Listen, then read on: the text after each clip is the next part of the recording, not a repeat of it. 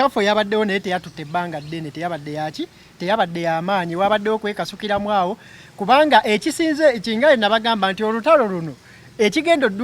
oddutwala osukkako wano singa tiimu eri etandika intentional okukola ki okurespondinga ne mu video ezitambula zikulaga nti bo bakutte ne bakola ring ku mukama waabwe ye n'asigala nga atudde paka poliisi erabwako awo nga bazza nga bagezaako bataawulula bagamba nti neeyakubye kati ya gaasa ako yakoze omulimu munene nnyo kubanga at least ye ko kaabagugumuddemuuko ne bamanya ati kati ebintu tebikola ki tebigenda nga ebirina kugenda abafiiki Gaza ne basala ne badda ku sayidi yabo gye babadde bakoze eki gye babadde batudde era bwe batudde bamazewo akaseera ne bamuyita atwale award eya breakthrough artist of the year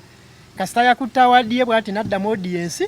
ne bayitamu n'eggaali ye ne batambula ne bakola ki ne batambula ne bagenda kati so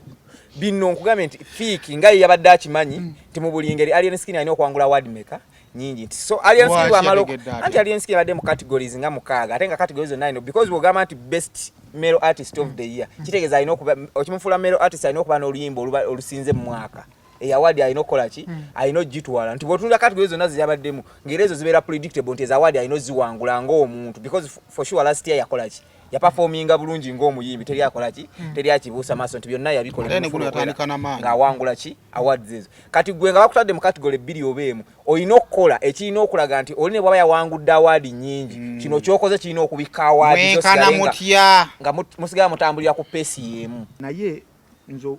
nabadde saalabye nnyo katambi ako nga bwe kali mu kutambula layiko kannyonnyoka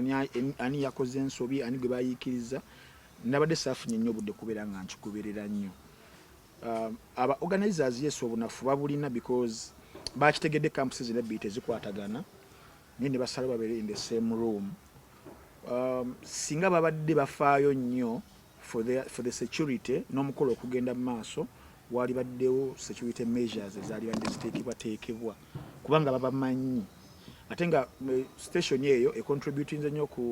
kuba biri abo bonna ndowooza nabo ebeera ebeetaaga so neyo yakisuubidde nti wano wajja beerawo ekintu ekigenda okubeerawo probably kibeere one of the highlights eza awards zaffe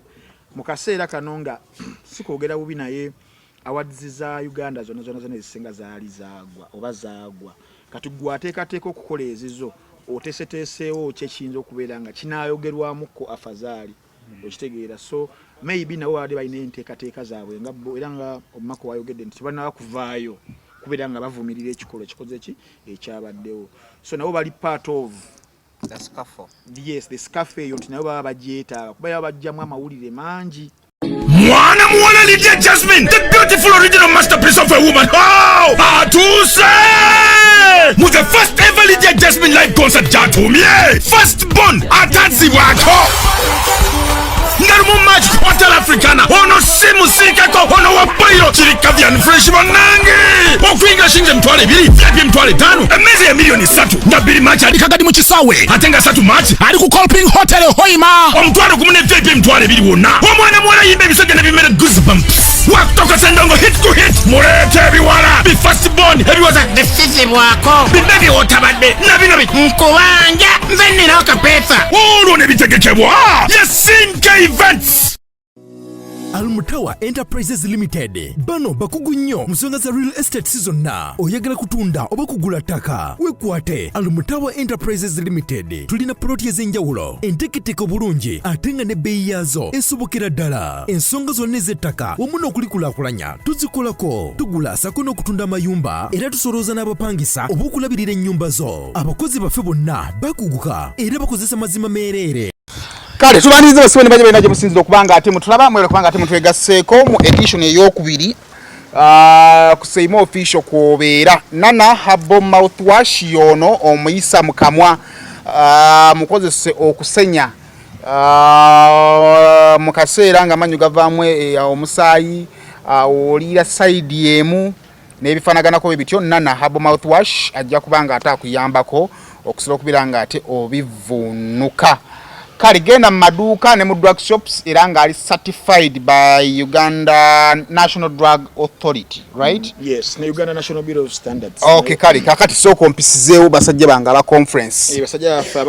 African Canadian Foundation abakuletedde global conference ku bintu bino wamanga substance abuse, addiction, suicide ne mental resilience egenda kubeerawo ng'ennaku z'omwezi 2 paka 22 September 2020. Zino sera zibeera meka CAD Canadian dollar bina 3 ozuza mu US dollars million ozuza mu Uganda genda kajinga manya kamwabi endozo okumanya ebisingawo ku bino numbers wansi mujja kubeera muziraba muberenga mumanya nani ayinza okunguya ticket y'obukadde 8 obwo ngendeke Canada omwaka ya 8 musanvu zibeera nnyingi mukko ate batokola wale manyi obogenze mu luseke abantu tubasabiriza ndi bakyatuwa nnyo agenda wane kata nakulu sekerwa mitwala 5 awala kasa andi wesibira nnyo mu room olaba otambula na mighty family buli wabeera yatambula ki yatambula nnyo yali mu room ngatava ku sami inabba wano wonna wali tova ku sami sami bamusibira tezagamba free sami yalina kadi Sami alina kadi buba anzijukiza supermarket ke batukola ennaku zino mu bbaala abagaga tebakyajja na cash bino njokyayo olutuuka boti agamwagala kunywa baba tumala nga twalina gayi waffe yavuga basi yanfumbira akawunga kaba na Kenya paka nakati kakaine ngeje kaoma kana kabanga akayeroyero oba kayeroyero katakumba kaba na Kenya akono kafumbira ke enkoko kali kamaanyi Pozi tuongelo bajjukiza nti ne era Global Youth Business Forum and Expo egenda kubeerawo ng'ennaku z'omwezi 24 paka nga 25 omwezi ogw'ekumi omwaka guno mu kibuga Toronto era kubira mulongo byonna ebisingawo yalina enamba z'essimu bibeera wa excuse back weerabire mulongo waffe bamukubire ku ya direct ye Uganda akwata mukubira direct ne musisinkana mbanga munyumyamu ne mukulu longo nino mukola bulungi kubanga nkyanonya agula ticket mulongo ajja bikola abimala mulongo ajja tutwala ne tukomewo baba tukomewo sayino tuba tugenze tukomewo no wakati mugwo musanvu ese obulaya yatabuse eri abakeera ku macha ne bagamba gundi tojje bulaya ani wano Kampala wakyanyuma naye kutambula mu buli mwaka obuno tambula obunofune mwaka ino linnyenyonyi kati kisinga okuyimisa Kampala bulaya ntambi talina wajja kujja kashisha abali obuve kazibu okanywa ino okulaga ya ID obulayo ne okunywa omwengo ino okulaga ID nga ngende mu bagundi n'obunkenke obuli eri ne mu baparkinga ne mugamba babasaba kaadi zammwe kakati buuza ku bantu taata abatulaba ku Saimo official mugamba mutya mwebale kubanga mulaba mu commentinga n'okusharinga amanya nze Kasirye Adam Card nga ndi mutunulizi wa nsonga za art and entertainment nenga nsinga nyumirwa nnyo ensonga eza business ku ddala kwebyo bikola amakulu ebisobola okukolera ba artist sente. Okay. Yeah. Card you go district card ali abakav okay kale sebo buuza ku bantu yes abali ku Saimo official tongedde okudamu kubala musako Frank Ntambi Mr Muno Watch era sijja kulema kubagamba nti gibere emitwalo 3 njosobola okukwata omwezi nobeera ngo subscribinga ne Muno Watch okola films enjogerere wa videos ba Uganda empya nenkadde osobola okubira ngo olabira ku simu yo ngo downloadinze app ya Muno Watch oba okubira ngo olabira ku smart TV yo ng'ogenze ku browser noteka mu www.munowatch.com registration nyangu nnyo biri very simple oteka mu email address yo oteka mu password yo ne kutwala ku kiddako nobera ngo nyiga mu movie ne bakugamba amusajja yino kubiranga otulaka akasente so ne kutwala ku kiddako noteka mu namba ye yes nobera ngo oteka mu pin yo nobera ngo aweyinze ku Muno Watch emitwalo 3 zibera sente ntono nnyo ku mulabi wa film asobola kubanga la film 10 olunaku olwo Muno Watch obera gye ku 10 okitegera muganda wange so beo banaffe muganda wange owebyo kunywa yatukozeeko kale tweyanze owebyo kunywa kantu tubadde tusaba atukoleko Faiz Cafe Faiz uno kugera n'omusajja ono mukama wange wano bamwe naye chano zino zitwala ebbango zizitufu Saimo kanzijukiza ab'amasaati ne jampa nti nkyagatundira ddala eno brand yange bw'oba weetaaga essaati oba jampa osobola okunkubira ku 07555 19 68 13 0755199813 ne tubanga tukwasaganya business. Akasero kano kakakoza bags nina ebisero bingi nnyo byatunga bambi ng'asinzira mu kkomera ekigo gyakola ki gyali amuwagire asobole okubanga ate alina abaako kye yeekolera nasoma nno gondiye nagisoma ruling n'amaana samba gitabate ey'okujulira appeal nalaba okwebuzaako okwe apa mama bingi ate n'oluzungu oluli technical yes naye sayinza obutavaayo nandi kajjukira wapiiringa ate bw'okola ki bw'otambula koye katunga ensawo so gyali emyaka 28 yes gyali 28 n'apiiringa one ntuye emisango naye nze I'm just supporting the spirit. I'm supporting the spirit nti abantu babeereyo ne beekyawa n'afokasinga ku musango n'akyawa ensi naye nze I'm supporting the spirit, the fact that awulira akyasobola okutambula wadde nga musibe. Olaba ku big boss wange. Big boss yalwa papa ali kigo ali tuzira nze ntagenda kigeyo lwakeruzira omulambuleko sipapa siya kusendeza teyali kyali wange sanga bwana avaayo jja kuzira nazijja olaba mbanga agenze n'omumugira nyumira nnyo okgenda omukulaba omuntu nga mmanyi kaligendolebe ku cox kibedi si kyali wange era naye bangambye bamuwa akakadde ayalingero yafuna wabwereere mudonizo yamuweereza akakadde agule looya kyokka ye yakalya kubanga alabika amanyi baani abalina omukola ki yakalya buli abalina omujja yajja kuvaayo so cox si mukyali wange nejuliet zawedde bambi musaasire kulwafu n'emyaka n'omukadde oyo okubanga awemula nakyo si kirungi omusango si mulungi okuwemula kuliko emyaka emyaka gyanga tegina kuwemula nga gina tuula ku kityawo mbere nga gibuulirira kutuuma amannya kujjanjaba mpanama bintu weebityo nesi kuwemula aiza bafyete yali mukwalula balo kale olunaku olwaleero tugenda kukola ekintu kigenda kuba kiwanvu nnyo ne tugenda gatta ebintu byonna tugenda kukola show enakola eri about hooliganism mu Luganda ki hooliganism could be bakifeesi hooliganism andibaddenga Luganda olutuufu nze nakola Luganda sebo nze nalufunamu nange nalufunamu mwetwala so hooliganism esinza kuba ki obuwumbatuutu olabye twakola Luganda entertainment industry so obuwumbatuutu tujja kwogera scenarios week eno tulina eya Gravity omutujju okulumba ab'amawulire abaavaayo ne boogera ku mboozi ye ey'eddwaliro ajja ndowooza nti yagiyingira akimanyi nti ajja kufuna positive and the negative feedbacks tulina obuwumbatuutu obwayoleseddwa olunaku olwokuna ekiro ku Zina Awards Fiki Gaza bwe yasazeewo okulumba akabinja ka Alien Skin nga katudde nga tekalina kyekamukoze eki yambe ekibinja akabinja obotoninze down no kibinja akakikumi kaba kabinja tebawera anti ngamba mu kiwa amanji ekibinja ogamba akabinja baberanga bamako nga bosanza my work is known to oyagatiwa amanyi bakola kitu my work is known to omusajja wa Luganda no omulimu gwange si kukakanya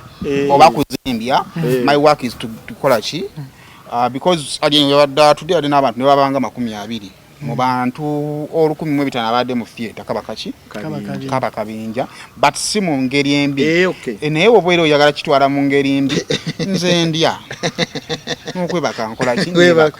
abasote mu ngeri embi yes mine Uganda we need to be straight mu Uganda tugenda kukiriziganyako manyinza otime yatuka ntero ofuna budengenda ku TikTok live zoko nolabanga abakuwana bangi natwala obudde nakwemulanga naye akola ki you concentrate ku bana abakogerako obuki obulungi naye my point is ne balumba group ya Alien yabadde tudde obuki obulungi ne balwanagano kakananga event y'omusajja innocent eyandibadde innocent anti ya innocent na habwe era yabadde innocent double entendre it was an innocent event ne malirizanga yononese bakubireko n'entambi bamugalekera okutataganya kuba basaidie be bakubata ababote ebyo tebabyaga ate bali mu America wano bagala namwe mukubira America bagala innocent event was disorganized no mama mwe kuwagira and it's good but no it's feedback ensonga lwaki tuteekawo enamba zaffe zino to give feedback nebere balanced ntambi oli kwanjula sho akulemeddeko Amusajja twakola kate final ye round. wona omukangamu nga ate bakukula tutandikirewa njagala mboozi njagala tutandike the mboozi ya what happened kukyajjo kye ku tusooka Zina Awards tugenda bimixinga tusobole obigira omuntu kubasa tugenda saagala nze mpulira ngo mutubega okungamba when we discuss the events tugenda kubanga abali ku kitabo kino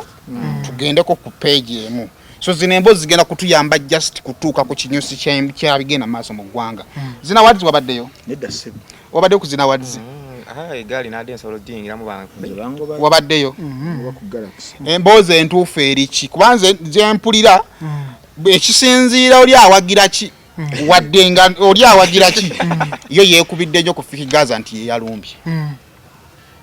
gwawulidde ki nze bwe nalabye akajyagalala ako nembuuzaako ku bannamawulire ab'enjawulo ababadde mu kifo ekyo kuba nadde njagala okumanya kiddala ekituufu ekyakoze eki ekyabaddewo mu bonna era nga bw'ogambye nga tuvudde ku kyani awagira ki balina kye bafaanaganya kimu nga bonna bakkiriza nti Fiki Gaza yeyakoze eki yeyalumbye awe balemeddwa okukwatagana buli omu kwani yasoose okuyingira akugamba kirala wabula ate ne bagamba nti auditorium eyo yayawulwamu emirundi 3 ne buli ttiimu we yatutte ku extreme end aba alien ne batuula eno nga gye babadde ne Fiki we yayingidde n'ekibinja kye nabo ne batuula sayidi eri okitegeera kati buli omu n'asigala ng'ali muki ng'ali mu mirembe gye ng'ekivulu kigenda mu maaso mbu Fiki bwe bamuyifoominga mu video ze mwadde mulaba nga alinnye ku stage yayimiridde ku stage najja n'asala nadda ku side eno eri alien n'akabinja ke nga ye bw'aba ayimba basinze okukola ki ofokasingako kati waliwo bu video bwabadde butambulatambula abaana obwedda bebakwata nga ye bw'aba ayimba basinze okukola ki ofokasingako kati waliwo bu video bwabadde butambulatambula abaana obwedda bebakwata kati ate waliwo akatambi akalala akatambula nga alien akulaga nti sebo ye ku nnyimba za munne nga balala baganye okuzizinirako n'okusanyuka ye yazikola ki yazidigida okitegeera waliwo omuntu gwe bangambye erinnya ndyerabidde yeyakoze komandi okuyita ab'eggazi okujja okukola ki okulinnya stage ne bajja bonna ne balinnya stage ne bakola ki ne bajjulako ne bw'otunuulira hooleeyo nga bwe ekitegeeza mu ntandikwa tebabadde ku stage bazze buzzi luvannyuma Fiki yasoose n'aba ku stage yekka video gyeziri nnyingi I didn't like it nga ndaba namungi w'omuntu ku stage naye kati n'omuyimbi omwawula otyo yasoose yekka kati oluvannyuma ne bayiika nga baki nga bangi kati awo mu kuva ku stage simanyi ki kyakyokozeza ba Fiki kusala kudde eri naye basaze ne badda ku side gye babadde batabadde kati okusinziira ku video Fiki aba ayimba luno oluyimba lw'Esima Sinnamu ku Bansigo sinakola Esima Sinnamu ku Bansigo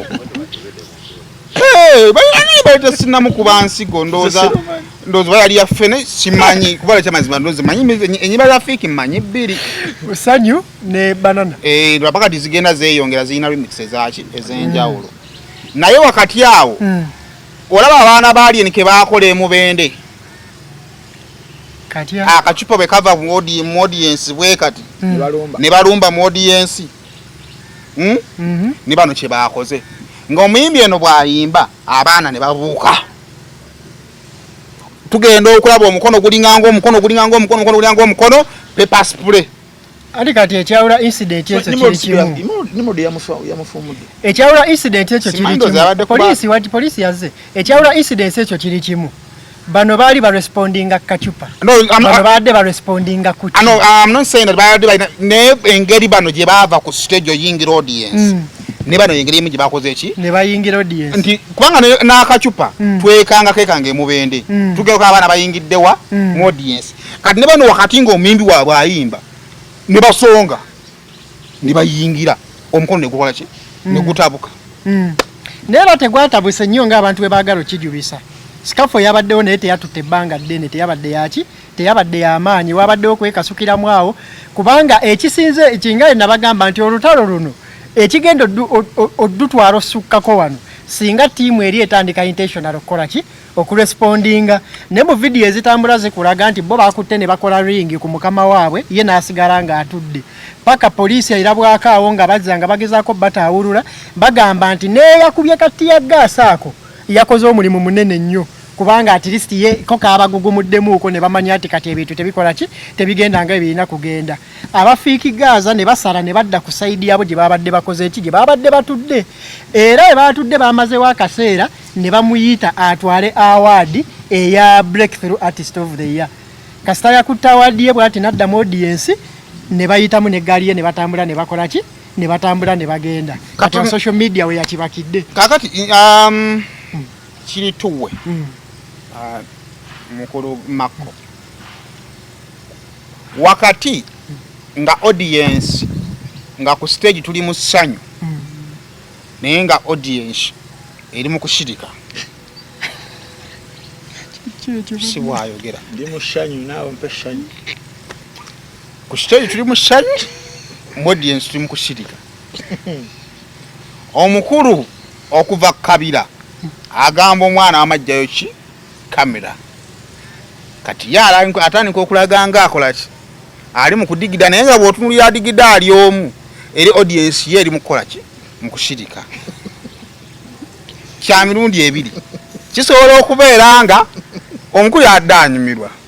oba bw'oyinza okubeera obujulizi nti bannange nze nabadde mu ssanyu nzeka nga audience bali mu kukola mu kusirika kakati omwana n'akizuula nti kati ka vidiyo akushinga kavaawo kagenda tukuba paka kuwulira buki n'agamba kati gulina kuggwerawa era tugenza okumaliza aka vidiyo kali tekakyakola maki makulu ngumi yesinga okukola amaki amawulire ka vidiyo ako wakalabyeko no mbiraba ku social media but my submission will be very different tuze tubeera ku events ez'enjawulo nga ebintu bino tubiraba nti naddala most events n'abadde bajja babeera mu Uganda wano nga bazze bagoberera endongo eno nga balabyeko ku ndongo y'ekibbuli endongo y'okuvuganya wakati wa gundi ne gundi endongo y'ebigambo kino kipya nti ebiseera bingi zino si zeggaali zisoose okubeerawo mu Uganda nti wamanyanga nti eggaali ya Bobi Wine we yasinkananga eya Bebe Cool ekyaddiriranga mwakimanyanga era wabeeranga wakubye ngoba oliawo ng'owera nti Mwanjona bamukubye ecupa ne wa Mama Lord eggaali ye yamusisinkana ne bamukubirayo ng'aganye okusasula ekigere okitegera kati so bino bizze bibeerawo Mama Lord musajja ffe si gye yali ono wegundi wano wenakulabye anti kati nkubuulira bizze bikola ki bagamba ekiri wa Mama Lord awo ayina n'akatanda nti bw'onywa n'okowa nga agamba genda ogira we bakamuwali bituufu yagala kubyandika atuboninze dokola sebangamba abantu betaga omumanya ebintu nti Mama Lord ayina n'akatanda agamba mutabani ng'okwo ekinda we bateko wali so simwe mutava mbayi kati kino ekintu kyali planned from the organizer of the event ne ku bayimbi bonna nga baali bakimanyi nti kirina okubaawo ekyaki nti because bw'omanya nti abana ababiri bazze basisinkana nga wakamala n'okumanyako nti lwe beesisinkana ewa Sweet Kid omu yakuba munne ejjinja okitegeera omulala n'adduka nga bamukoze eki bamu ovakozi batya ono bagamba bamwambula n'asigala mu vesti n'afukamira ono n'atugamba nti abantu bange babasinze obungi then nga nina okuwithdrawing kozi bagamba nti yeetonda kati bw'oba tusigale ku boss nti bw'oba ng'ogenda ku event ng'eya Galaxy nga olabe Alien Skin bamunominatinze mu categories nga 6-7 nga gwe bakunominatinze mu category katugeze nga 2 oba 1 okitegeera oyina okumanya ki ekinaakufuula nti presence ye erina okubaawo era oyina okukola ki ekinaakuleetera okukola ki ate era nga n'oyembye ndi mu ssanyu nga audience saagala tugende nnyo ku kyandi mu ssanyu because wakirabye nti Alien Skin okulaga nti naye yabadde already yeetegese nti n'aba abayita omanyi for years Galaxy Awards zibadde zibeerawo nga tezifuna tokability engeno gye zirina olwaleero ezalasia twali wali ku Tobani Center tewali yazoogerako wali waggulu ku rooftop we twali teri yakola ki teri yavaayo kuzoogerako amannyo gakuluma gaaguba oliisa ludda lumu gakunyenyera bosaayi ekyokya oba ekinyogo gagasanyalala ebibuno bijja omusaayi galimu ebituli tokyalya nnyama senyesa nana habo mouthwash gwe tukomezaawo mu ccupa empya enyigiddwamu ekigambo nana wansi ne mu mbiriizi kakasa nti alambiddwa bw'atyo gwe bakuguza musange mu supamaketi ne famasi zonna era yawandiisibwa National Drug Authority.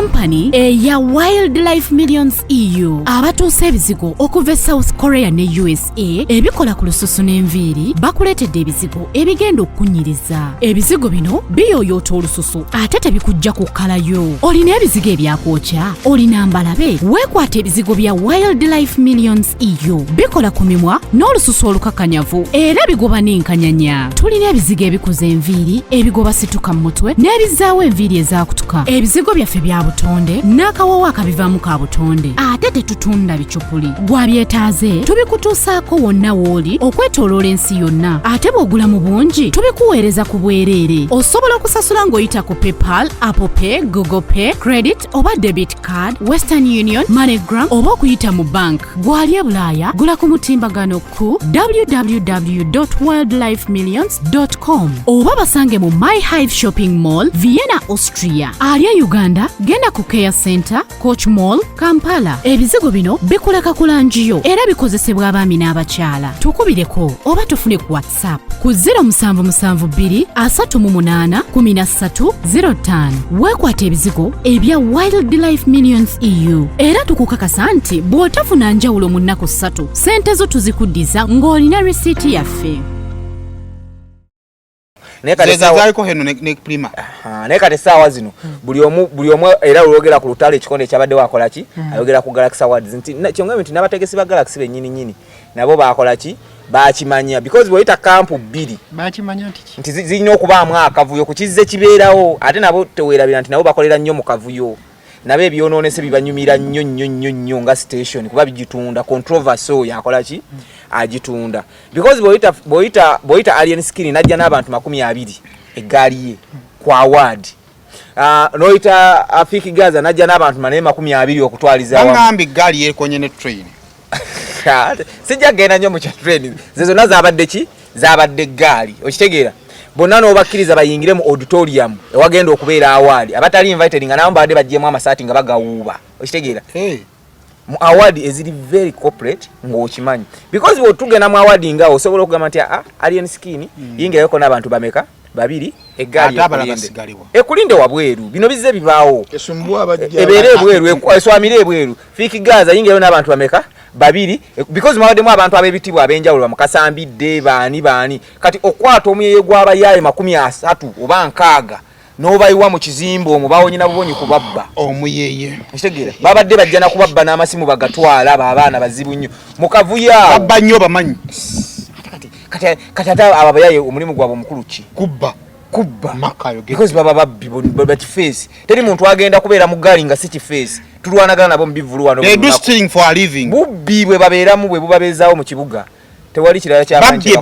bakola babasasula musaala batulage ku pay slip zaabwe babasasulira okitegeera kati so bino nkugambye nti Fiki nga yabadde akimanyi nti mu buli ngeri Alien Skin alina okwangula award maker nyingi nti so Alien Skin amalo anti Alien Skin abadde mu categories nga mukaaga ate nga categories 9 because bw'ogamba nti best male artist of the year kitegeeza alina okuba okimufula male artist alina okuba n'oluyimba olusinze mu mwaka award alina okukola ki alina ogitwala nti bw'otunula categories zonna ziyabaddemu ng'era ezo zibeera predictable nti award alina oziwangula ng'omuntu because for sure last year yakola ki yaperforminga bulungi ng'omuyimbi teri akola ki teri akibuusa maaso nti byonna yabikola ng'awangula ki awards ezo kati gwe nga bakutadde mu category 2 oba emu olina okukola ekirina okulaga nti oli ne bwaba yawangudde award nyingi kino kyokoze kirina okubikka award nga musigala mutambulira ku peesi y'emu kino kyemugamba nti bano basaze ne badde okuperformingira eno stage teyabaddeko barrier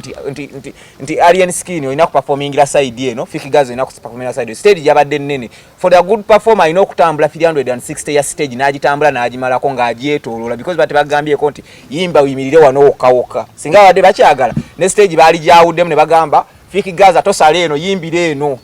oba alien skin kolaki yimbira eno ate tebasazeewo nti eri kolomu yonna ababadde batuddeyo bonna badde bawagizi baali eni bonna kuva eno n'eno wabaddeyo abantu abachovola bogambye nti bano badde batudde eri emabega ne bano nga bakoze eki nga batudde kitegeeza n'eno wabaddeyo abawagizi basobola okubala nga bakola ki nga banyumirwa music chovola nti alien skin bwe yalinnye era stage yonna yagitambudde n'akola ki n'agimalako Chief Medi n'ayimba n'ono omulala n'ayimba ne bagijjulako bonna ne bakola ki ne bagimalawo kati saga atwekwasa nti ono yakoze eki yasaze eddiiro nadde eno si kuyoma kyenjagala tube mu shanyi sheba tube mu shanyi so kati saga nya abantu bakipoliting nti ono yasaze nadde eno bawagizi beno baade bakoze eki bamuganye ekigendwa kiri eki nti ono yabadde alina okuteekawo embeera ebateeka on the same level n'oli oba oyagala oba tokola ki oba toyagala kikolebwa omuntu yenna ate buli mubeera mu lutalo olina okulaga nti olutalo lwabwe lubadde nnyo kale mu bigambo naye kati bamaze olutusembereza okubalaba nti etegeeza bano buli banaasisinkananga akavuyo kalina abadde alwewala kati ono akulaze nti wadde ono alwekweka newe musanga nsobola okukola ki okumulumbawo direct okulaga nti olutalo yamaze n'amukolako ne komenti okitegedde ku stage kwennyini yensonga lwaki olutalo lwadde lulina okubaawo wadde lwakyankalanyizza awaadi naye n'abategesi bye baagala gwalabyeko nga babiyombera nti awadi zaffe zakyankalanyizza nabo bali mu ssanyu kuba awadi zaabwe zitulendinga kati era buli omuzi ayogerako n'abantu zetukola ki zetudisikaasingako naye bino ebintu byonna gye biddayo kiri kimu nze nsaasira bano abaana batambulira ku ggaali because mu kavuyo kati ngaako ke mwakoze mu auditorium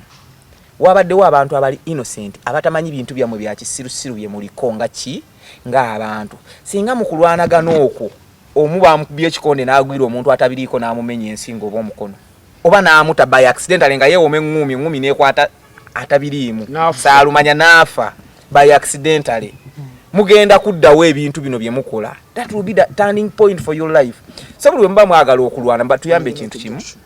tebalina kwekubira mu bantu besinkana oba basipule nabo n'abayingira abatalina mu ntalo zaabwe okitegeera bali mu shanyi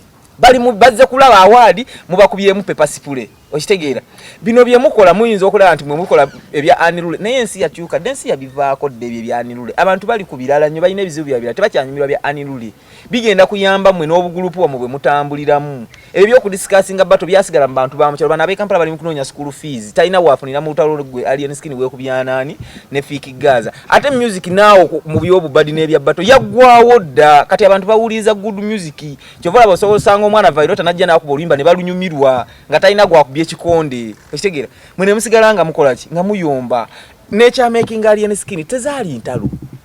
yali music we ye yapenetratinga entalo ne zimusangayo kati balowooza nti bajja kubeera mu kkubagana ensi ebeere ng'ebawelokaminga ebyo bali mu bintu bya kisiru nnyo bali eri tuzeewo mu 2024 2023 gye baagala okutambuliza obulamu simanyi good wife esanze kamiliyoni abatomedde byebibozi kati awo twavaawo dda ensi eri mu kukulaakulana n'abantu kufuna ssente kukola okitegeera tambi sebo wano we tutuuse kiri a bit serious in the same week nga Fik Gaza okulumba team ya alien in the same week a person from Gaza's camp esoka yakubwa ntegera bulungi obukakafu nti nno yakuba abantu ba Fangoni buyinza oba tebuliiwo waddenga ne efforts okubunoonya tezikoze eki tezikoleddwa wabula omanyi ba principle naitoka baba principles njogera ku bakulu bafunye nnyo ebizibu n'abeeyita abawagizi baabwe manyi twafuna problem ne TikTok buli omu gyali yayagala okubeerako ow'amanyi ayagala okubaako kyagamba ensi ndabe video nyingi nnyo linaakwata jjajja bbaamu balabami bbaamu walabika bubi mwabadde alabikira obubi n'akwata video jjajja bbaamu either nga bamusiimuula amaaso either n'amusprinting oba naleka video ne kasooka ne kazannya ye najja naawe ndowooza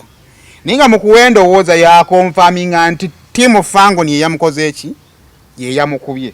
ekiwaba ne beetu nabo okutambuza ekyo because tuli mu lutalo so tuli mu wiiki yemu nga waliwo akubiddwa okuva mu kampu emu nga waliwo abatandise kizimba nti kampu endala yeyamukoze eki then tutuuse ku lw'okuneekiro kampu endala naye erumbye kampu endala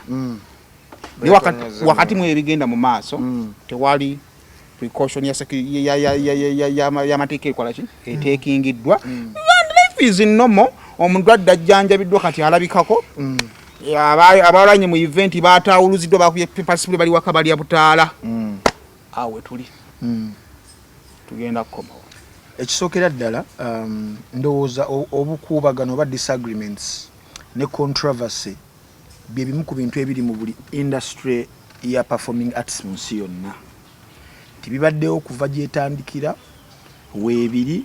era nsuubira tewalikirawo olunaku nga tebiriiwo obukuubagano obwo because obumu bubeera na buteeketeeke kikulaga engeri gye babudipendingako ennyo waliwo obutabanguko obusobola okujja nga buli very natural buli real waliwo n'obulala obubeera obupange naye nga bulina okubeera nga buliikiriza okitegeera buliikiriza art busparkinga talkability kati banonga saba zino kye tuliko nti we are discussing about something like that so wabeerawo ba beneficiaries b'ebintu ebyo oba okitegeera okubeera nga currencies zaabwe brands zaabwe zibeera zikola ki zeeyongerayo mu ngeri emubendera njukira waliwo awards ezimu because zino byabadde ku award era muganda wange Maka Konde eminze ba organizers naye wekibeera nga kya art mu 2 yali 96 olunaku lweba 97 olunaku lwebatta Notorious B.I.G yali ava ku Soul Train Awards nga ava kugabira mukyala ba yali branding ava kumuwa award ziba zigwa nga afuma we bamwocheza amanda namukuba amasasa wona awards zali BET Hip Hop Awards 2012 waliwo rapper Rick Ross ne Young Jeezy nabo befumite ngumi emabega wa stage 50 Cent ne Gun Play nabo ne beekuba so kikulaga nti abayimbi n'ekintu kye bayita controversies ezo ne beefs ezo disagreements ezo ezitaninga into violence oba hooliganism as part of our discussion simanyi tugenda kubeera nga tukola okitegeera waliwo akatabo bakayita the power of controversy vis-a-vis the value of disagreement in performing arts era bakuleetera naye nzo nabadde saalabye nnyo katambi ako nga bwe kali mu kutambula layiko kannyonnyoka ani yakoze ensobi ani gwe bayiikiriza nabadde saafunye nnyo obudde kubeera nga nkikuberera nnyo aba organizers yes obunafu babulina because bakitegedde campuses ne beat ezikwatagana ne basala babere in the same room singa babadde bafaayo nnyo for the security n'omukolo okugenda mu maaso wali baddewo security measures ezali bateekebwa kubanga babamanyi ate nga station eyo contributing nnyo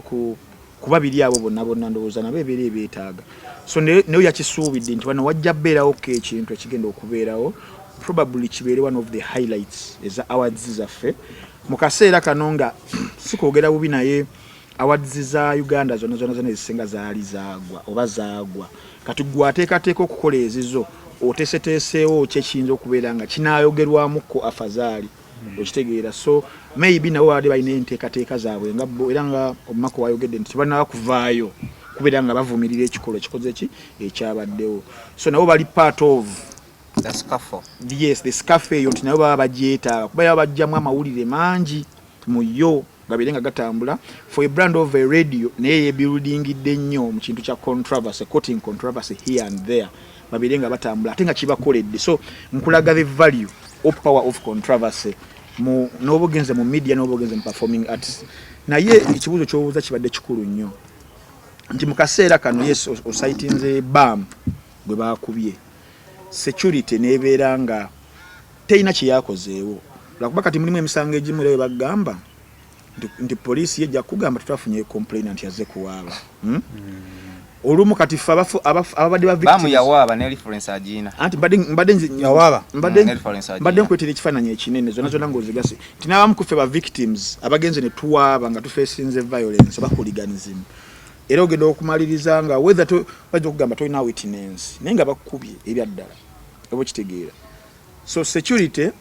yakunenya nnyo naye ate olina okumanya waliwo ebintu ebimu bye tulaba wano sayimo ng'okitaba bwoti noweebuuza ebibuuzo bingi naye nga waliwo eplot ennene ennyo ku kyo probably nga its existence kibeere nga kiri bwe kityo bagiwagira olw'ebirubiri ebirala abavubuka babeeraawo campuses zibeere nga zirina obubinja obw'enjawulo ze tuyita amagaali babeere nga they disagree babeere nga bakotinga controversy sina kindi olumba berenga berumba baberenga bekuba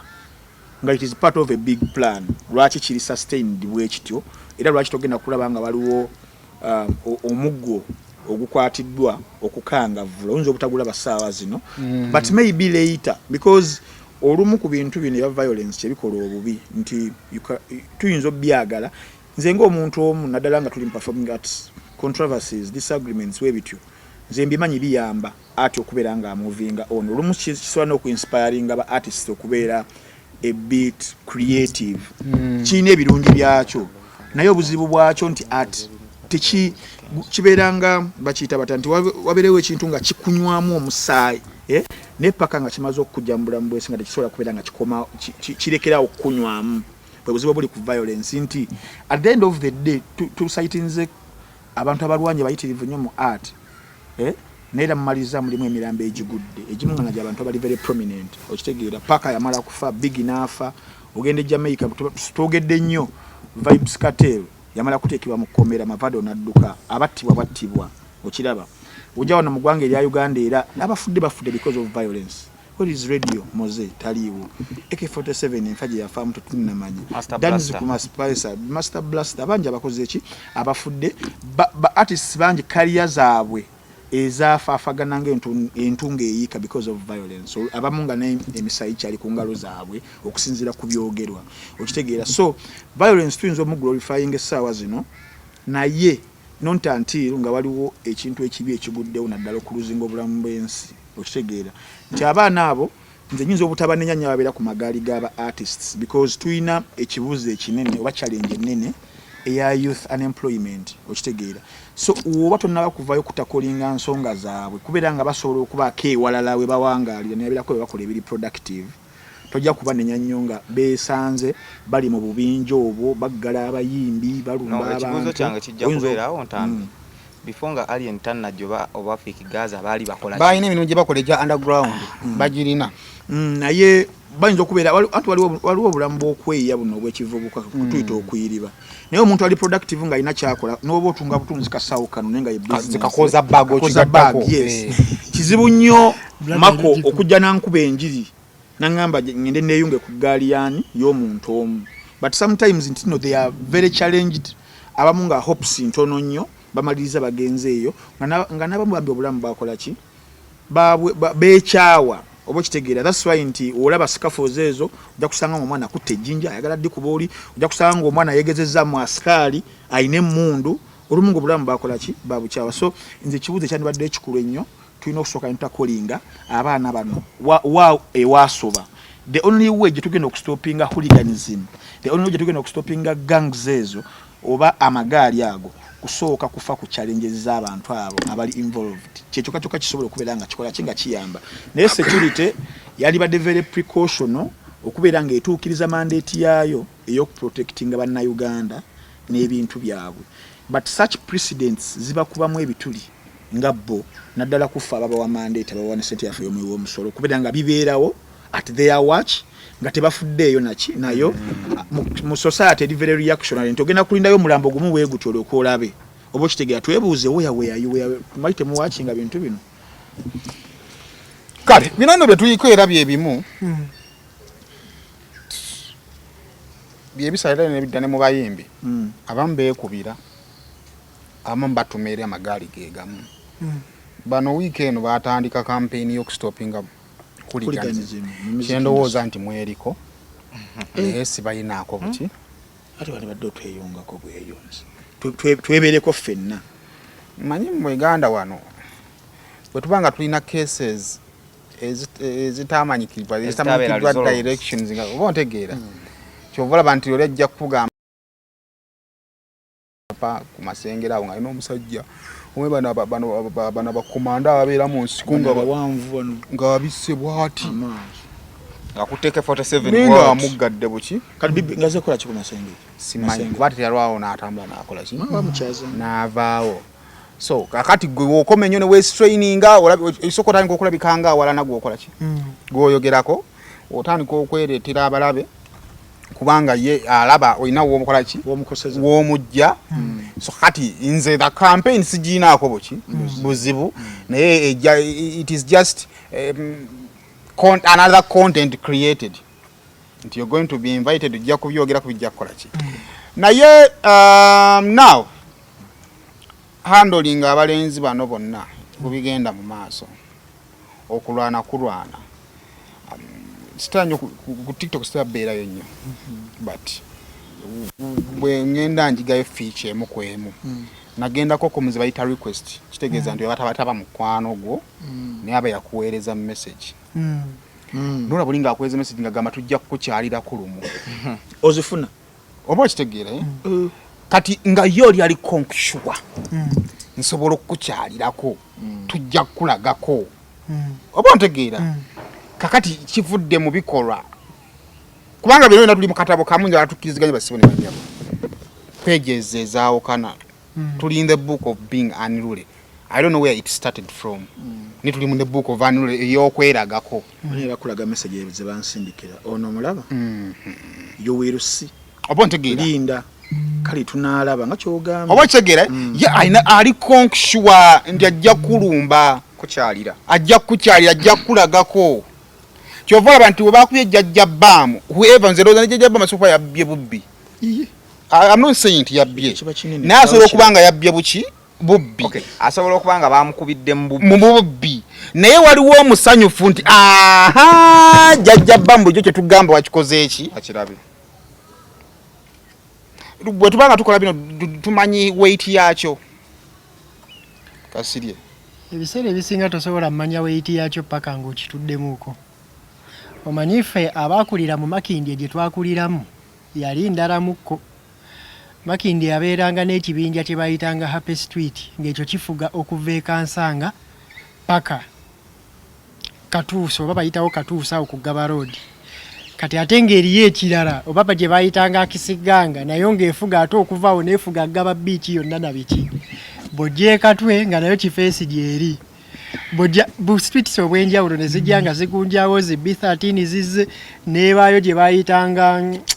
Lipanda nayo nejja oluvannyuma kuba bisigamba kigambwa Lipanda yava mu kifeesi mulimu ebitundu ebimu nga neewata mbalamusizzaako nnyo bannyabo ne bassebo nga nsinzidde wano ku Rosemary Beddings nga ffenno twakuguka mu kisenge kyoba okola ennamba eri ku screen kwoba okuba oba tusindikira ekifaananyi ku WhatsApp kyonna kyoba weetaaze ate nga tuderivaringa Uganda wide. Stress no more if your dream is to go abroad. SMP Tours and Travel is here for you. We work on your travel documents like passport and ticketing, and we can get you visas for countries like Turkey, Switzerland, Iceland, Finland, Germany, Netherlands, Denmark, Dubai, England, USA, Bahrain, Canada, and South Africa. We are located on plot 9, Lumu Street, Kampala, Julina Complex. You can call us on 0759 793 767 or visit us on www.smptoursandtravel.com. SMP Tours and Travel, let's explore. Mbulanga n'essimu esinga okuba eya layisi ng'oluginyigako bw'oti oli n'alaba akataala ng'aginona era nga mulimu ebitundu ebimu ng'ekivvulu bwe kiggwa kangeze Gaba Beach bw'otuuka ku takisi n'eggamba mutwalo paka bw'ogikooyera okutaasa ebibyo linnya omutwalo osalemu oyite Kansanga wonna mu mirembe kati street zaalinganga zikola nnyo ng'abaana bakola ki ng'abaana babukwekuba buli kaseera kitegeera naye mu consequences ezo abaana bangi abaafiirwa obulamu baana bangi abali mu makomera baana bangi abaakola ki abaafiirwa futures zaabwe kati nga olwaleero takyalina kyasobola kukola ki kyasobola kwekolera eri omuvubuka gwenzijjukira wa mu kirombe eyo yagenda nabba kati mu kumugoba ng'abuuka omwala n'akuba akakongovule kano ku kiyinja ekitegeera ekigere ne kitandika okuvunda mpola paka bwe yafa nga afiiridde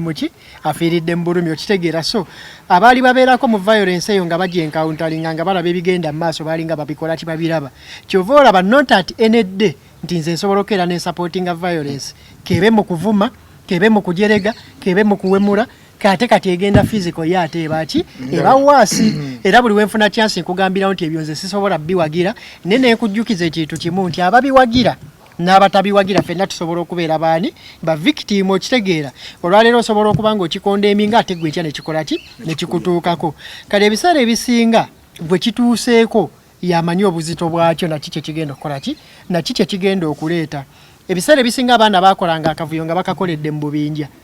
naye omanya luvannyuma ng'omaze okufuna obuzibu nti oli wekka bw'oba tolina famire bw'oba olina famire nga maama we ali mu kyalo Masaka ogenda kuddayo obonyeebonye ye okitegeera okizuula luvannyuma nnyo nti wano mubikolanga gurupu naye bwe mutuuka ne mutandika okufuna obuvune kiba ku individual basis olwaleero ojja kusanga katugeze jjajja bbaamu ng'abantu bamusaasira onulayini naye nga weebuuza bameka bayinza omutwalira akatunda akanwe nga tebakola ki nga tebaliiwo bameka bayinza okukubira amasimu bamuyambe ku kino nakini nga tebakola ki nga tebaliiwo naye ate wano woba obikola ebaayo abagamba nti yoyo gundi waffe yoyo ntambi waffe yoyo makko waffe okitegeera so kati wakati mu kubeera mu bintu bino kyenyinza okusooka okugamba abavubuka nti bannaaye obuzibu bwava ku nduulu n'eyaluyimba yennyini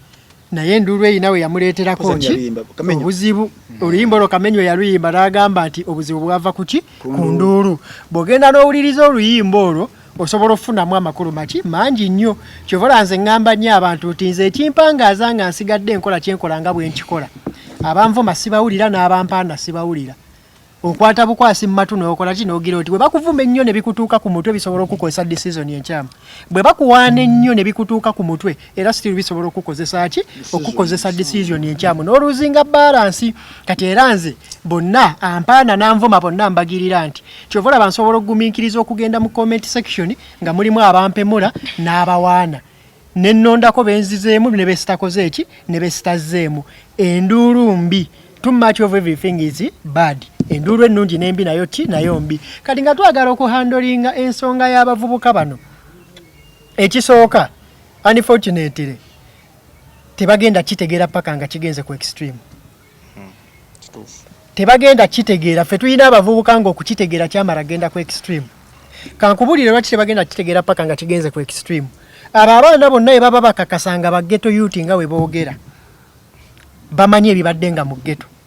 bamanyi ebintu ebyo gye biggwera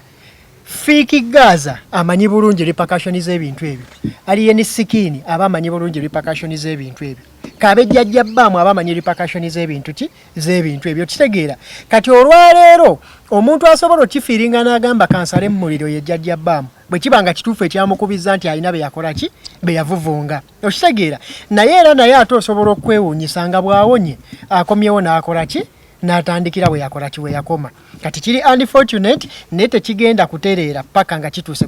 ku extreme nze nabaga ekizibu kye tulina mu Uganda tuli reaction ekizibu kitandika tukiraba ne tusirika bantambi ne bakyogerako bakasire ne bakyogerako basayimo nga mubalabanga abaki abatalina makulu ne kitambula ne kikola kikimala kutuuka ku extreme nsobola okuwekizapo ne kugaa nti omugenzi Moze Radio abantu abasinga abali mu media abali soba bakomentinganga ku Moze ne bagaa ne Moze ayina ekitagenda mu maaso butuufu naye Moze ayina embeera gy'ayitamu ng'eyinza okuggwera ewaki ewabi Moze obusungu bwe bususse lwaki mu banne bonna nga batudde yayimuka akwate microphone ayagala okukuba omuntu ng'akimanyi kamera zikola ki zimulaba abamu ne batuuka okukkiriza nti Moze Radio yayina ekizibu kyaki ky'okubanga ng'obusungu bwe bwali bwinfluensingira ebintu oluusi byakola ki byakozesa waliwo omuntu eyakolako statement nga jjajja Ichuli akyali mulamu ne dismissingibwa waliwo omuntu omu yakola statement oba yali bebe n'agamba omanye katule wakeeyo ne kamala okuteekamu obuti bwako ne kajja ku live nga kakoledde statement yo buli omu yagidismissinga bebe yakyogera n'akyogera n'akola statement ki eyo mu biseera ebyo nga buli omu asobola okuwakanira Ichuli nti yali talina kyakozesa oluvannyuma ng'amaze okufa wayise ebbanga nalabako omu ku bantu abaakolanga ennyo ne Ichuli ng'agamba omanyi Ichuli yagenda waliwo omuyimbi w'egindi eyo naye abyegaana nnyo laga yagendanga n'abeera n'omuyimbi oyo nga balina abo kasonda we batuula ne bakozesa ebintu byabo kitegeeza mu nkomerera ate bamala ne bakkiriza nti yalina ekyali kye yali akola ki amazima gali nti ku hype ya social media n'abaana basinga ekibaleetera obuzibu ku live ozze ku live oli muvuma muntu nga liye abakuwaana imagine we baba bakuwaana ng'oli soba n'oyongera n'ovuma kati ate omuntu alina kyataddeko olinako kamudu serekita olaba bano bagamba kola ki naye kisigadde bano abakuwa enduulu bonna kibedi olwaleero mukomera aliyo yekka bwe basiba ani ono baana bangi be basibya omukomera abaayo butya waliwo omuwala gwe basiba ng'avumira nnyo abantu ku tiktok ngagendako emakindi awo ku kooti ngenda okutuukawo nga batikitoka abaliwo batini nnyo ate nga nabo ekibabeezaawo abatini gwe yalinga avuma nabo nga bamuyinako ki embiranye newe byagenda biwanvuwanga namba egenda yeesala ey'abajja okukola ki abajja omubeereramu so kakati muganda wange ng'okutta akasimu keeyo ng'oli ku tiktok wagamanya bw'ofuna ebizibu ogenda kuba ki ogenda kuba weeka okitegeera ekizibu kye tuyina nga poliisi tetuyambye abandibadde batuyamba twandibadde ne tume tuyita ba godfathers ab'endongo Uganda teyina ba godfather bandongo lwansonga abasinga baagana okwerevetinga to that level bakyakompitinga n'abaana bano industry ya Nigeria abalongo bayawukana ne family neremo bagatta we wayite ebbanga Obikubana yabayita Obikubana abamanya abamugoberera industry ya Nigeria yomu ku basajja abasinga investingamu yasinga night club ez'amaanyi yasinga kikitegeeza ayina se ne mu South Africa ayina yebifo kati waamaanyi to that level ate ekirala si muyimbi nti akompitinga nabo wamanyi to that level nti wagamba Peter ndipo mujje twogere nga ne muganda abalemyo bagatta asobola bakola kyo bagatta mu Uganda ezo figure tetuzirina abantu bonna basigadde bali ku low level competition baganye okwerevetinga okitegeera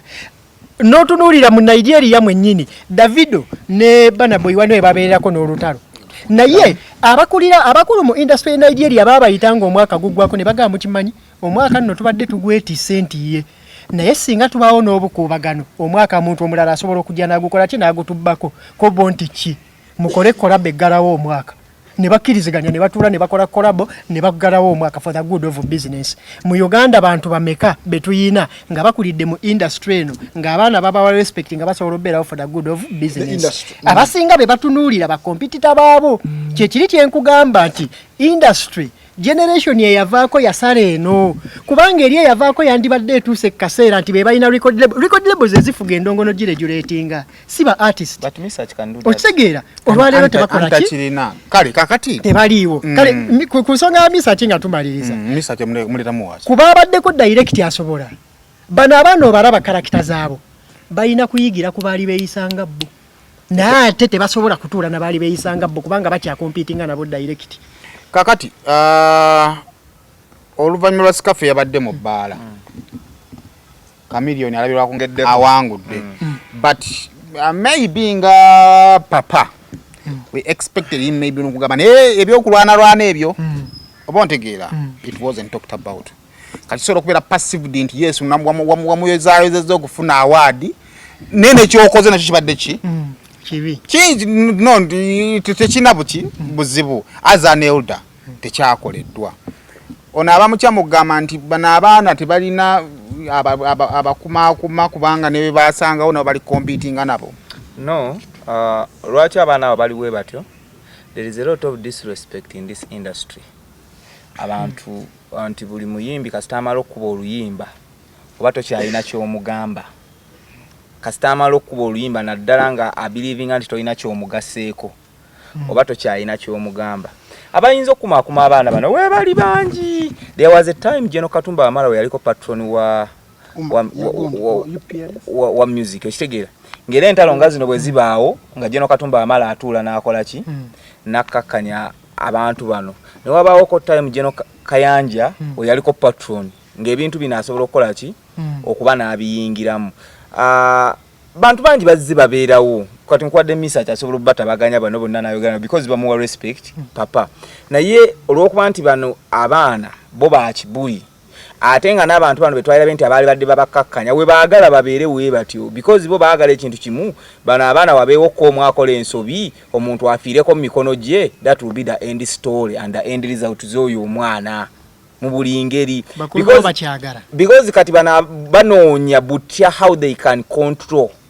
abaana bano engeri yokka gy'osobola okontrolinga abaana bano n'okubafunamu nga waliwo kesi ey'amaanyi kw'osobola omugirira nga buli wajjayo bw'ati omuntu w'omugamba nti muganda wange tugenda kuzuukusa omusango guno era ojja kufundikira luzira tojja kuvaayo omanye ekibonerezo ky'okutta omuntu bwe kibeera nti kya myaka bwe giti kati kakkana okitegeera kati wano we babaagala ne bino byonna babiraba ne fayiro basobola oziggulawo naye bakimanyi nti buno bufayiro buno buli bailed out buno bwangu bwa kusootinga balinda fayiro ennene enaazitowa okutuuka ku kintu nti basobola omunyweza nga ne bwe yeekyusa bw'ati talina waakola ki bwe yeekyusiza kiba batagetinze kyo katolooza nti wali wasobola bayinga muwe bali bangi ababiraba naye nga batudde nga bagamba tulinde eyo sparking point enajja nagambako kugwa sipapa nga bakamukwata naliko n'omukyalo omu emasindi eyo nengumubuuza ne mugabo bwangambe go wasibye omusajja nangamba oyo omwana ngenda musiba lwali agigenda okuveeruzira nga azzeemu empisa nga asaana kusoma busumba ngenda mumalamu kye bayita akamanyiro naye ng'ebbanga lyonna babadde bajja bamulala kyova olaba nti sipapa buli okuva bamusiba fayiro ze zigenda zikola ki zeeyongera emu ku emu naye nga bazipulaninze bulungi kitegeeza nti byonna bye yali akola baali babiraba ate nga babikoze eki nga babitunuulidde paka we baalinda the right time y'okumunyweza kati bano bakyalimbudde bwabwe babalindira akaseera akatuufu ak'okubanyweza fe bino tubibagamba si lwakuba nti tetubaagala but tubalumirirwa nti ekiseera kigenda tuuka baagala okushiftinga okuva mu eno state naye nga bamaze okwewaayo nga bamaze bennyini okwesalendinga ng'era bye bakoze byennyini bye batutteyo okubanga bakola ki nga babeera surrendered for okubanga babanyweza. Thank you so much. Ntambi ngenda kuwa eddakiika 6 kampeni yamwe y'okugoba hooliganism eri etya? Ekisookera ddala waliwo ebintu ebimu nga you just have to try naye nga bagamba bagezaako okusinga okubeera nga tutunudde butunuzi kubyogerako bwogezi naye nga tewaliwo action etekingiddwa mu kaseera nga mbadde nkunyula mu gundi yange esoose nti gye twandisinza okuba nga twekubira nnyo okuyambibwa mu kintu kino be bantu betwakwasa mandate eyokubeera nga baprovidinga security ey'abannayuganda n'ebintu byabwe, that is the security forces za Uganda naddala Ugandan police. Gitumanyi bune ina intelligence ey'amaanyi okumanya kyekigenda okubeerawo n'okugeza okubeera ng'ekiziyiza kireme kubeerawo. Keeping law and order. They have totally failed with this situation eya hooliganism eri mu kukula ennyo mu music industry ya Uganda ate nga kyennyamiza nnyo. So naffe ndowooza okuvaayo okubeera nga tukola this campaign gye twatumye kicking hooliganism out of Uganda's music industry. Ndowooza naffe tumaze okubeera ba victims okutestinga kubanga luli twali tukyogerako bwogezi nga bakuba omuntu edikenzo yalumba kasuku n'amukuba abasinga twakifuula na meme bakikubye kibadde kyasama nnyo. That's what people said. You understand? Nenga kyali kikolo kyali ekibi nnyo though batereza differences zaabwe. Abantu abadde mawulire nga abamwami Seguya Josephat asanze obuzibu n'abayimbi ab'enjawulo nga n'omu yamukuba okitegeera naye ebiseera ebisinga ffe bannaabwe abali mu mulimu gwe gumu tukyogerako mu ngeri y'okubalaata mu ngeri ey'okuseka not until nga kituuse ku gwe otegeera how evil that is. Kati nze ndi victim w'ekyo, Junior gwe tukikoze naye victim w'ekyo okitegeera nga bwe twakoze mu episode ya Saturday ya Friday nti naffe tulina obuzibu bwaffe era kasiri yakinyonyera bulungi tulina obuzibu bwaffe nabo bayina tulina kufuna harmony. Kati waliwo ngeri gyogenda kufuna harmony nga tutaddewo an initiative eyinza okubeera nga striking nti ku side zizombi balina okubaako ekkakkana nebakukyereeta on the table neyanjula emikono gyayo eri we beeganye mwemuga baffe twakola ekyaffe. So netuvayo ne that campaign. Waliwo ebintu ebimu ebitava mu societies okugugula natusobola kuvaawo okulwana tekusobola kuvaawo naye wabaako ebintu byokola measures zokola olumu at least wabawo abayinza okubeera nga bataasibwa mu mupiira essaawa zino. Ebimu ku bintu ebisinza okusumbuwa omupiira ekiganya okuvaamu ye racism. Bakoze campaigns nyingi nnyo kicking racism out of soccer naye abamu bakyesosola neera mulimu wekyayambira awamu nti kati cases ezaali ennyingi ennyo zituka kubeera nga zibeera minimum oba okitegeera olwa campaigns bwe zityo. So naffe wano ntugamba you know what ebintu bino tubiraba instead of okujja okubyogerako obwogezi naye nga tewaliwo any campaign whatsoever kubeera nga tuyinza bistopinga biti. Ekisinga obukulu mu campaign eno so kuvumirira bayimbi bye bakola kyokka. I believe abayimbi olwa stardoms zaabwe ne the nature of the business gye balimu tebasobola kukeera lunaku naddala mu bayimbi abavubuka nga bagenda kwejjako bavuma bategesi bazina awards nga bagenda kwejjako embeera y'okwekuumirako abavubuka okitegeera Simon tekigenda kubeera nga olunaku lutuuka. That is the nature of the business ey'abayimbi. So tetubagana kubeera nga bagenda kubira n'abavubuka ababakuuma sometimes it helps them mu kuba protectinga alien skin okubeera ow'amaanyi g'abadde oba gakyali nti uyafuna abaana abo abamuggala except for a few instances nezizza obuzlater naye olaba nti okubeerawo kwabwe kwali kumuyamba nnyo. They were not violent, maybe for some cases I never knew about. Olumu ngebera protection ye, olumu content, olumu kumuyamba nga ba stewards kati nga incident yakacupa gye twalaba ne bakka mu bantu obo kitegeera era ng'olaba that is a very good cause for that if it is well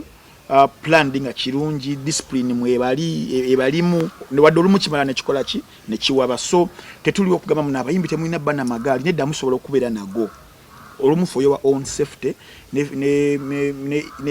abayimbi ababeera ne pakita batya that inferiority complex inzo babera nga bali mbitundu ebimu ngaba nabo babeetaagisa to ring fence them kituufu nnyo naye kati saawa zino tulaba instances ng'ekintu kino ekyali ekirungi kitandise okubeera nga kifunamu empetero ez'enjawulo nti batandise okubeera nga bakubira ddala abantu okitegeera bakuba abantu abamawulire kati saawa zino naffe tuli mu kugezesebwa okw'amaanyi amidist of okwagala okuwa endowooza zaffe ziyinza obutabasanyusa for example naye ne mu kino ekyaffe era nti tuteekawo embeera ya harmonization nti ntambi sigala muno ndi mulungi nnyo nyinza okuwaba olulimi luyinza okuseerera naye luba lunseereddeko harmonization eyinza kubeera etya era webeera extreme eyinza kukomawa kyobalaba nti nze nagaye nti mu episode yajjo wembeera ng'olaba nkusobezza nkulinnyiridde oba nkuwaayiriza at least trying akoko mu process y'amateeka obo kitegeera akati amateeka the harm togere ku kintu kyotuusizza ku muntu nanti kyegamba ekyo kyo mukirowoozaako ti hamu eyo ebeerawo naye tosobola kulwanisa muliro na muliro obo kitegeera eyo ndowooza yo eyo ndowooza yange tosobola kulwanisa muliro na muliro sometimes nze nkwade examples nyingi nnyo ez'omuntu agekagenda ennumba omuntu oyo mukube ne kariya yoyo neekomaawo obo kitegeera kati yine obo ino okubeera ng'okubayo ttooki nti okukuba ababa boogeddeko obubi for example tekiproviding a solution eri better ate kijongera giwa seninga so mu campaign eno tuteekawo all different avenues eziruubirira okubeera ng'ekintu kino kibeera minimized ku level esembereyo ddala wansi kubanga ebyaddala okukuubagana tekugenda kuvaawo okuserera kw'ennimi zaffe tekugenda kuvaawo naffe bali okutulumba tekigenda kukola ki kuvaawo naye singa wabeerawo some soft landing okiraba system nga walina okubeera ng'etambula kiyinza okubeera nga kimalawo ebintu bingi ekyokusatu okusembayo ziweddeyo just okusembayo nti togedde ku kintu ky'aba godfathers abayinza okubeera nga bakumaakuma abaana bano music industry ya creating bwanti erina the way of operation eri very different ku bintu ebisinga obungi era maka yogedde naga kasomuyimbi akuba akayimba tuna kyogenda kubeera ng'omuganda sometimes ne musajja waffe gwe tuwa ekitiibwa ennyo papa message naye atunulira abaana bano n'agamba nti ku lw'ekitiibwa kyange kati papa mulaba awo nti alina basobola okubeera nga solvinga issues naye waliwo group emu gy'olaba n'ogamba abo si bange sijja nakwetantala okukipinga ekitiibwa kyange we bampemuliraawo we banvumiraawo naye nga talina basobola okubeera nga ssaamu okitegeera newoogamba nti nno zino associations ne federations newoba oziwadde obuyinza n'amaanyi era kiyinza okubeera nga kiri faffe ekiti okubeera nga babakkakkanya bwolina kukireka buli sometimes nature netekinga its course nti abamu bayinza obutayigiramu mangu naye bakiyiga ng'amaze kwekoona kale tweyanze basibo ne banya batulabye olunaku olwaleero bino ebigenda mu maaso mu ggwanga mu submission mbadde ku mpewo nabadde ku mpewo nagambye tewali kipya kikolaki kikolebwa bibaddengawo era bajja sigala nga bikola ki bikolebwa naye nze mu bulamu kyensaba abavubuka gwe mukisa abakuliddeko mu kkanisa bwe tuba tusaba tulina ebintu bye tusaba mukama katonda ntabansaba ompe omukisa gwaffe osabe busabinga bisabanga nnyo saba akwe favor favor kwekola ki kwekwagalwa wamala wofuna favor kitegeeza nti ogenda kukozesa chance n'ebintu byogenda okufuna mu favor to make you abontegeera kati mwena njagala bagamba fiki gaza alien skin n'aba planning kuba n'abalina eggaali ezitayogerwa nga gaali zivaayo on a mission shero kazi Tugenda kukola mulimu ki tugenda gumanyira eyo abasinga bwe mukola. Naye omukisa guno ogubaweereddwa okufuuka abantu ab'enjawulo badde nsaba tugukozese kukyusa bulamu bwaffe. Saiba kati ninyo nga tumaliriza waliwo akantu obaye ndi musajja olusi mulabi wa bufirimu nnyo Junior alina ka firimu ke yakoze bakayita Big Keeper. Kabadde ku stantham yakazanye kabadde ku lugero lw'omuntu nga agency bagiteekawo naye ng'oluvannyuma ng'ebirala byonna biganye bo bajja ne bateekinga justice mu ngalo zaabwe babadde babuuza ekibuuzo nga bagamba okolera mateeka oba okolera bwenkanya. Amateeka tugalina e Uganda naye ebiseera ebisinga tegatera nnyo okukolera bwenkanya. Kati abantu bagenda tuuka ekiseera nga bw'agenda mu mateeka ne gagaana aba agenda ate mu ngeri ye gy'asobola otuusaamu obwenkanya bwe era eyo gy'ayagala obbukola ki obbutuusa. Omusajja yayagadde otuusa obwenkanya ng'alina butuusa ku mutabani wa President. Najja ng'abayiriba bw'ati naye nga yakimanyi omuntu aleese ebizibu abba ssente z'abantu abakadde bakaddiwadde bali mu retirement yaabwe yakola application yabba ssente zaabwe n'aba ng'ateekeddwa kujja kukola kisima kintu ekyo saagala Uganda etuukaawo ng'amateeka tegatyakola naye ng'abantu beetaaga obwenkanya. Amateeka eganaaba tegakola ng'abantu beetaaga obwenkanya kitegeeza tugenda kuba tetulina etujustifyingira muntu akutte bwenkanya n'abwetuusaako mu ngeri gy'ayagala okukola ki. Ndowooza tukyalina chance efowasinga ekyo ne tukikola ki ne tukisalirako nga tekinnagenda n'akagendo sembayo wano mu Uganda. Interest webanga eri mu ntambi eyinza okugendako ku mukyala we neyinza obutamutaasa ku mwana we. Mu abaana abatambula mu bibinja ebyo interest esobola okubanga eri mu principal wo nga gwe terina kyebakwagaza. Kakati njagala okubategeezaako bwe twali mu mboozi ya Kibedi Cox mboozi gye nawulirako nti bagenda muleeta naye alina okuddayo nga n'okusalawo sinnakuwulira nga n'omusango tonnagula basebo ne banyebo njagala okubategeeza eno oli mu kufunya ekikonde ekyo naye nsobola okukuddekako busevingi bwange kubanga interest teri mu ggwe eri mu mansitawo. Kyoyogedde kituufu omuntu yayogera ng'asaaga oyo alina okuddayo ne making sure nga njagala kulaba ku maama wo n'akagomesi nga yeewuuba ku kooti nga siwaabidde n'aliyeni wadde fiiki gaza naye nga nonzeeyo no kasiri amutambulira kubanga nga nkimanyi nti no principal ne we naamulopa tajja kukola ki naye ggwe nsobola okukola kyonna kyenkola ki njagala kubanga obusaving mbukola ki mbulina. Kakati byonna njagala bibagamba baana mmwe. Nina kintu kye nagamba Biini ng'agenze Canada nali ku TV namugamba Biini oyinza okuba oli ku struggle enki entuufu naye abantu gye bakoma okugenda waggulu amagulu gafa. They stop feeding nti ne bwakulinnya abatakola ki gwogamba omusajja wa mutima mujja nninnya asakola ki naye nga takyawulira baalinnyako ye intention ye eruubirira kwambuka atuuseyo ku climax. Ekisinga okutta abantu abafiira mu mazzi nti ye omutima gukubeera mu kutaasa kyova nti bafa buli omu asika munne takyalowooza kugamba nti ono gwensika muzzawa era taba wa mutima mubi ye obula ekimwetoolodde kyayagala okweyamba naye akole ki ayambuke yeetaase. Kati principal wo takyawulira ye intention ye yakwambuka ye Gaza buli lunaku anoonya kiki ekisobola okunkiipinga mu mawulire gwali mu kulwana fiiki agamba kiki gundi alien yagamba kiki ekinwana okusigalawa.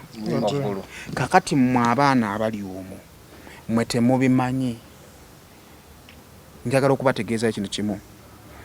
bino biyinza binyumyako omwaka guno ne tudda ne mwaka oguddako nga bakama bamwe bakyasigadde nga bayimiridde naye ggwe yo easily put down. So nga tonnagendayo njagala okirowoozeeko nti singa eruma eruzira onaavaayo ggwe ng'omuntu onkubye eŋŋuumi olw'okuba onkuba lwa gravity nze sijja kukwata gravity naye nja kunoonya gwaginkubye omwana ajja kukola ekintu agenda akusibadde ku mukazi wa mufunisa olubuto nze nkubuulidde nkamaliriza bulala. Omuzadde nkwanjulira Garfield Schools Mpererwe. Emyaka 14 gye tumaze mu buweereza tulina obukugu obusobola okuwa omwana wo kye yeetaaga. Wano ku Garfield okujjako okuba nti tuli bannantamegwa mu by'omu kibiina si we kiggweera kuba tukimanyi bulungi nti Katonda yatuwa obusobozi obw'enjawulo. Abasomesa baffe bakugu ddala era omwana asoma bw'alabako. Bw'otuwa omwana wo tumukuddizanga mujjuvu. Ebyeddiini biri ku mwanjo nnyo anti mu kutya Mukama amagezi mwe gasookera. Tulina entambula eyeesigika era tosaanye kweraliikirira ku byakwerinda bya mwana wo. Tokotogera mwana mwangu yeeka afuna omukisa mu kifo ekiteeketeekeddwa obulungi. Garfield Schools Mpererwe, every child, every chance, every day.